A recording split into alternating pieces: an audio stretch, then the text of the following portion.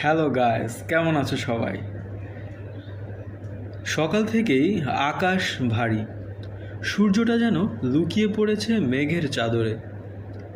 শহরের অলিগলি ভিজে উঠেছে রাতের হালকা বৃষ্টিতে, আর ভোরবেলা থেকে শুরু হয়েছে এক টানা ঝড়ঝড় শব্দে ঝুম বৃষ্টি। কথার ছুটির দিনের সকালে ঘুম থেকে উঠেই জানালার পাশে এসে বসে পড়েছে। জানালার কাছে বিন্দু বিন্দু জল জমে আছে। বাইরে দিগন্ত জোড়া সবুজ ধুয়ে গেছে বৃষ্টির জলে।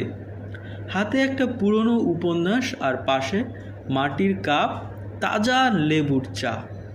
এরকম দিনে তার চেয়ে সবচেয়ে ভালো লাগে নিঃশব্দ সময়গুলো।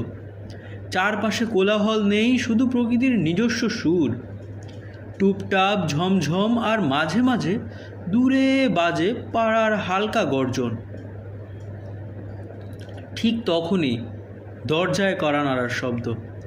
কে আবার এমন বৃষ্টির দিনে এলো? ভাবতে ভাবতে দরজা খুলে নিল কথা। চমকে উঠল দেখে সামনে দাঁড়িয়ে আছে অবাক, মাথা ভিজে, চুপচুপে, মুখে একরাশ হাসি। তুমি পাগল নাকি? এত বৃষ্টির মধ্যে এসেছ? তোমার কথা মনে পড়েছিল, ভাবলাম দেখা করি। আর হ্যাঁ, তোমার প্রিয় জিনিসটা এনেছি, বলে সে সামনে এগিয়ে দিল ছোট্ট একটা প্যাকেট। ভেতরে গরম গরম সিঙ্গারা আর টকঝাল চাটনি। কথা হেসে ফেলল।